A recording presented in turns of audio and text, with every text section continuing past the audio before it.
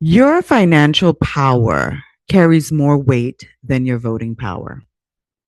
You are better off watching what BlackRock is doing with their money than waiting to see what the next executive order says. This framing came from a recent podcast that I was listening to. And you know what?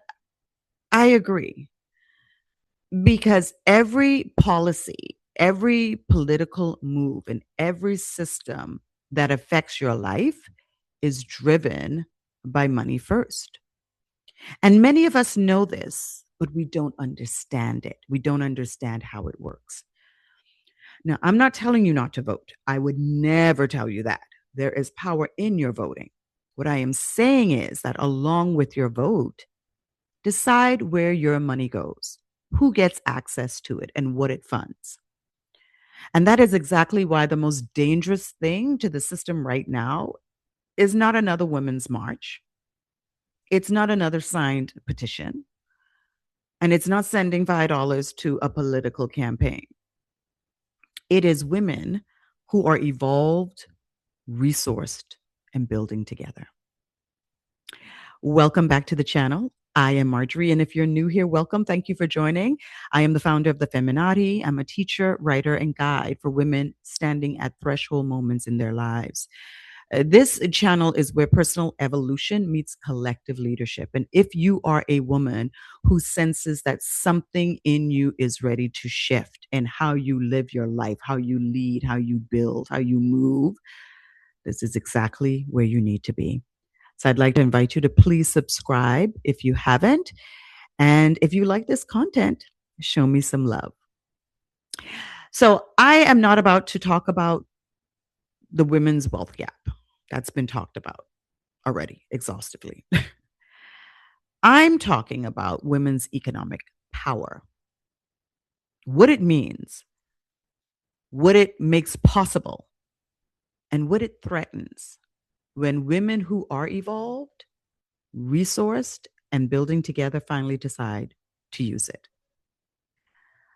The collapsing systems that we are watching right now are exposing an old architecture, right? That's always been there.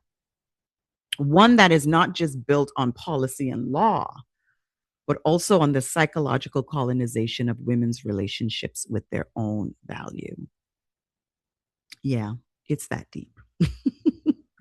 Let's think about it. If you think about how capitalism functions, it was never designed with women in mind as participants. It was designed with women in mind as economic commodities, right? Our labor generated wealth that was accredited to someone else. Our bodies produce the next generation of workers that are now being educated under the Department of Labor.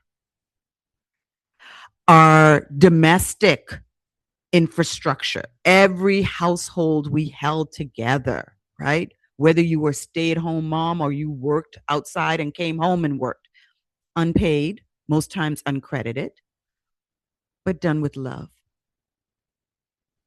This is what made it possible for entire economies to be built on top of it without ever acknowledging this piece.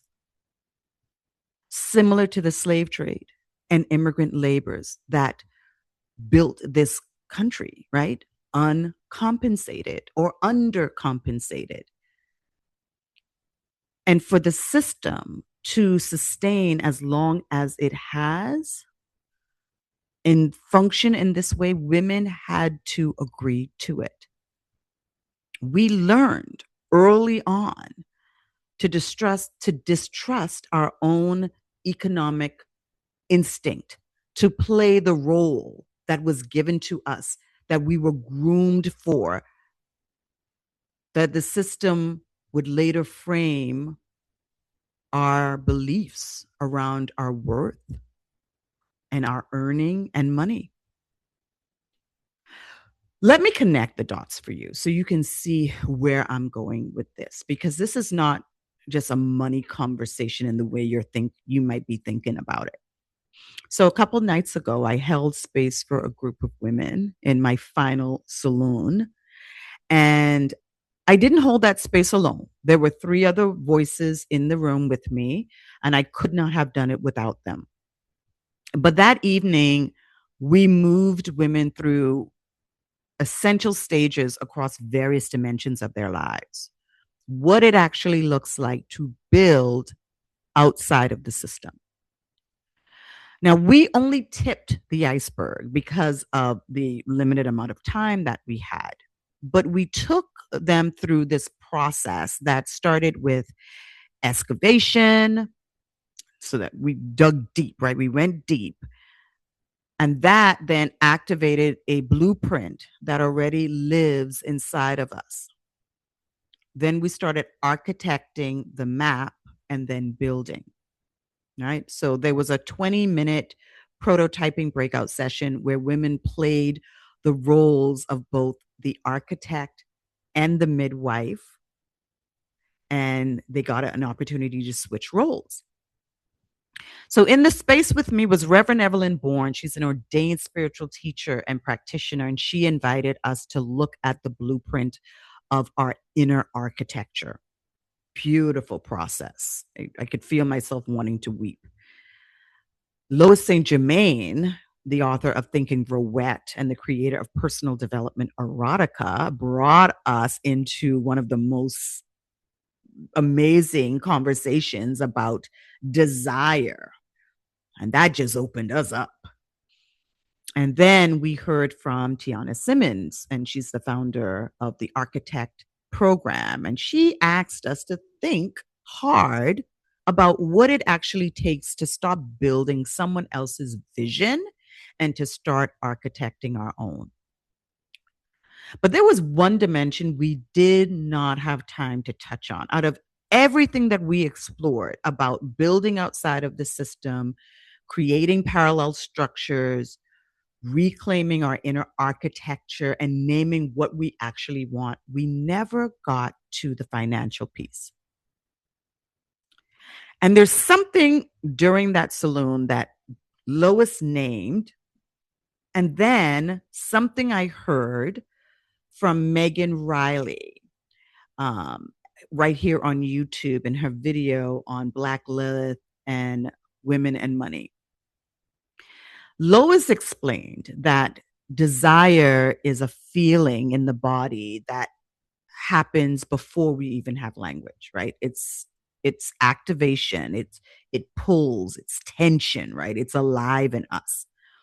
And the body knows something before the mind even has words for it. It's a difference between um wanting and desire is what she was trying to explain. Wanting is the conscious acknowledgement, right? And the ownership of what desire is already showing us. I hope I explained that right. Megan, in her video, she shares that most of us think that we have a money problem, but it's an Eros problem, right? That's another form of desire. It is that disconnection from felt desire and self-worth that make it impossible to have accurate self-valuation, right? So women have been trained to starve the very thing that would make their labor accurately priced. So the financial patterns that we experience is not about discipline or strategy. It's about what women have been trained to do with their own visibility and their beliefs. So as I thought about, what is possible when women have collective economic power, I started looking at it from a macro and a micro lens. And I remembered something that Audre Lorde wrote about the erotic, right? She says that the erotic is a resource within each of us. This is paraphrasing, I'm not quoting. And it lies in our deeply feminine and spiritual plane, right? That area within us. But we have been taught to vilify or devalue it. And so that takes me back to what Lois said in the saloon, that the identity that built your life cannot take you where your soul is trying to go. A woman can be fully resourced, right? She can be high earning, recognized, and still be internally exiled, right? And for me, the way I would say that is that her mind and her body are still colonized, right? By everything that the system has taught us about what it means to be a woman and what your value is that you're bringing into the world. So as powerful as the past 3 salons have been, right? And this one in particular that was really engaging, and the criticalness, the urgency of this message, I realized that we cannot create outside of the system if we don't first excavate and access that blueprint within us. And that requires remembering. So let me tell you what's part of that remembering, right? Because history has shown us from as early as the 15th century matriarchal economies and how real they were, right? There were women building institutions and financial structures, self-made women that were creating alternative societies and micro communities where they took care of one another. They took care of the orphans. They took care of the widows. They took care of the poor. These were women who chose to be single after the death of their husband and not remarry, or they never got married at all. They found partnership with each other. And they were functioning systems from feminine principles. And this is what is possible when women build together with intention and discipline and in covenant with one another. Now, there are a few examples of what a collective economic power actually looks like. There is the ROSCA, which is short for Rotating Savings and Credit Associations, and that's ran by women from the global South, right? Women pooled capital, women are governing it. They decide where it moves, and it's still running today. Then there's the Mondragon Corporation, and that's in Spain, and that is a worker-owned um, collective, and it proves that collective ownership built on shared values produces something that outlasts even a single leader, right? So this is all work driven. And I'm going to list those in the description box below if you want to look more closely at them. But let's not forget, there was also Black Wall Street in Tulsa, right? That was a sovereign economic ecosystem built by a community that decided to circulate wealth internally. Now, they did burn it down, but it proves that it can work.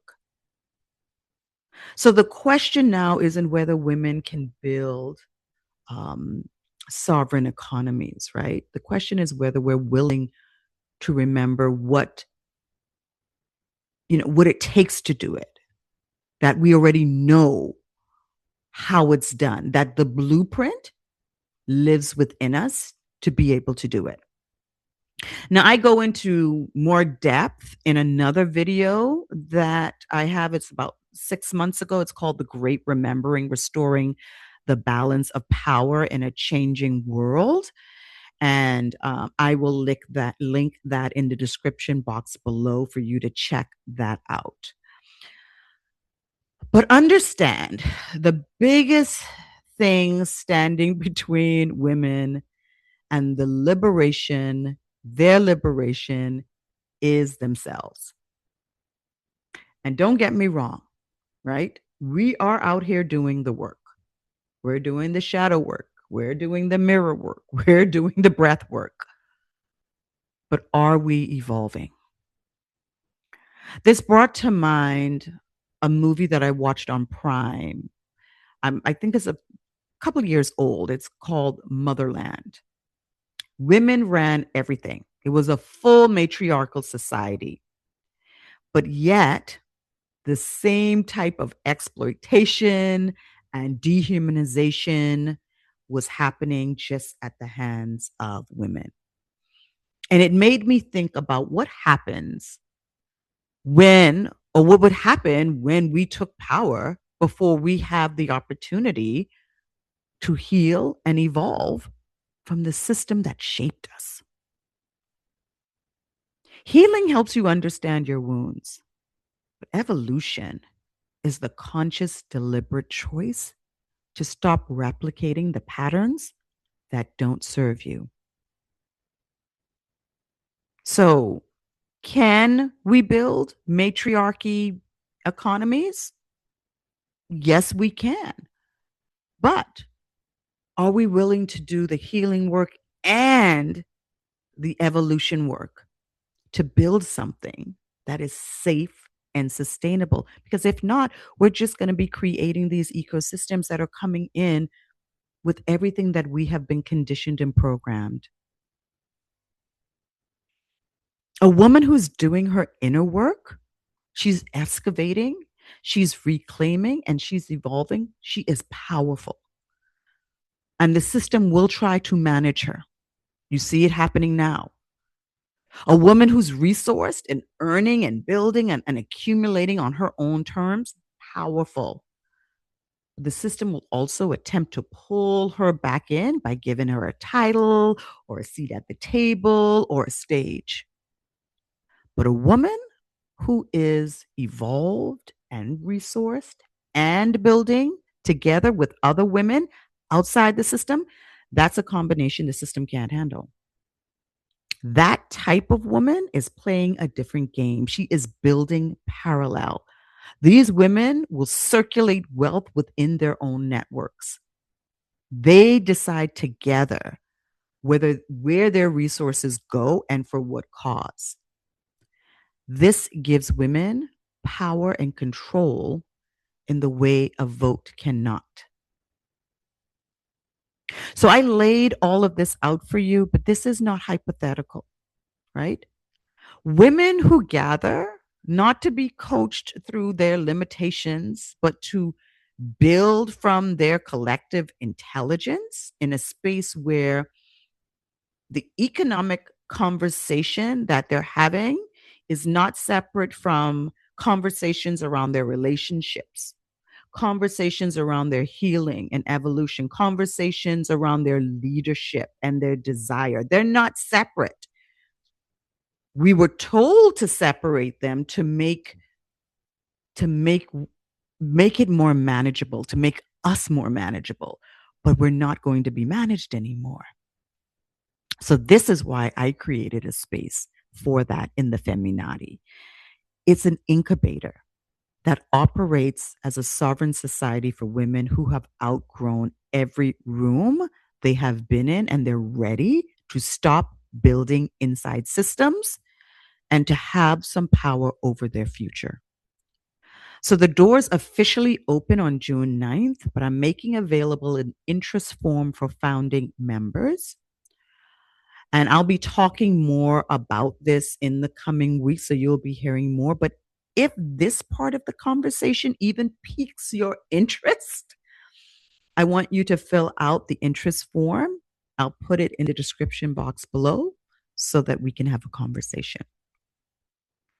So until next time, I'm Marjorie, and this is the work of remembering who you are before the world told you who to be.